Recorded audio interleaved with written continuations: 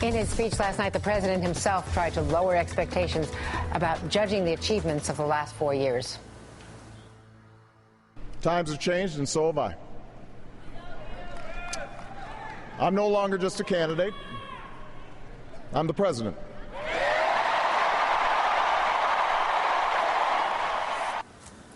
Did the speech make the grade? Joining me now, the man behind some of the most storied political speeches in history, former speechwriter Bob Shrum. Bob, great to see you.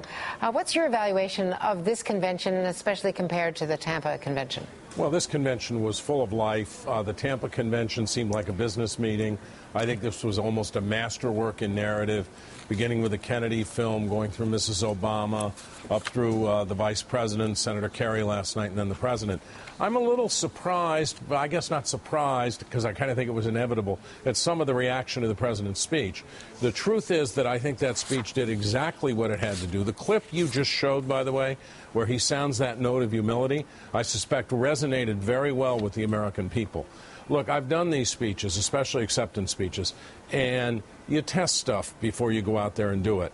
And you test during the time the speech is given.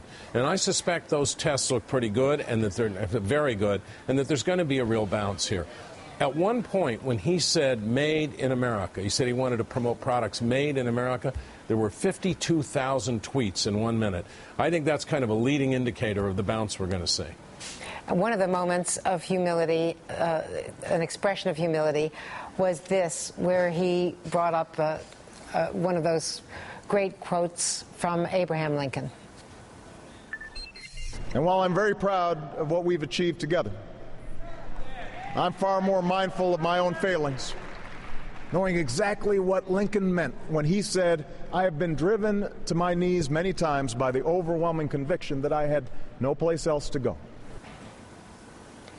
That really struck me as I was standing out there. I was just off to the side of the podium, you know, that kind of position, right, Bob. So I'm looking out at the sea of faces, and however that tested, I think it did work with that audience. Oh, I think it works with the people. Look, it's very powerful.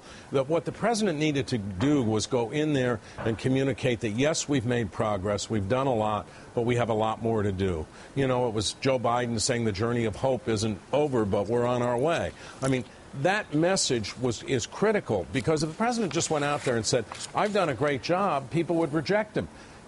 What they want him to say is, we've done a good job, we've made some progress, but we have to do other things to get this country where I want it to go. And yeah, I'm a little humbled by this experience, but I'm going to be there fighting for you. The other thing he did was make this election a choice. That clip you showed, or the speech we just saw of Romney in Iowa, he's relentlessly trying to get this back to a referendum.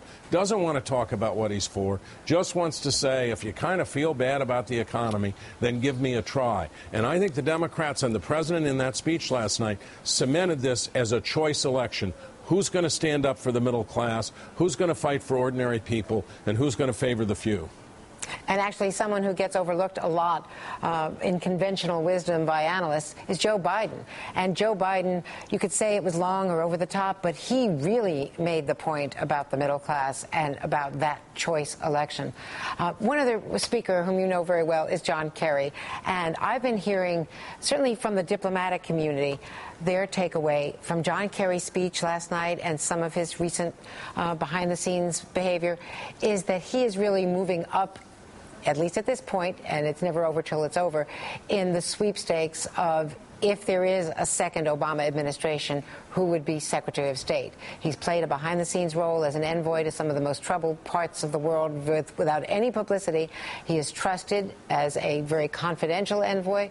And, I mean, there's a lot of competition, Susan Rice, other players, but John Kerry has a lot of supporters now. What is your takeaway? Well, listen, I think he would be a great choice. I think he would have been a great president, by the way.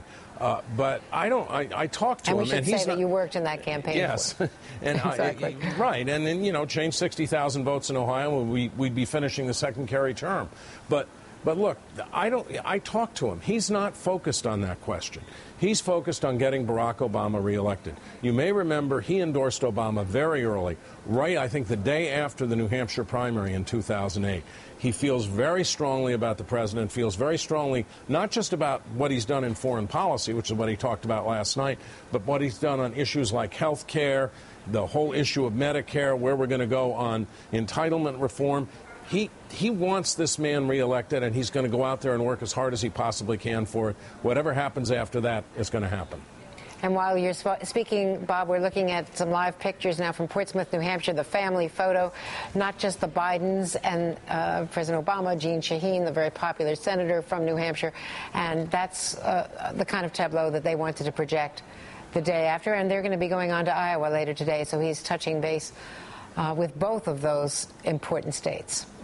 Bob? Yeah, well, look, the fact that he's in New Hampshire and Iowa and Romney's in New Hampshire and Iowa actually testifies to the electoral advantage I think the president has right now. And if you look at the Electoral College, he's well in the lead in terms of where this would come out in November. And Iowa and New Hampshire are two states that kind of hang in the balance.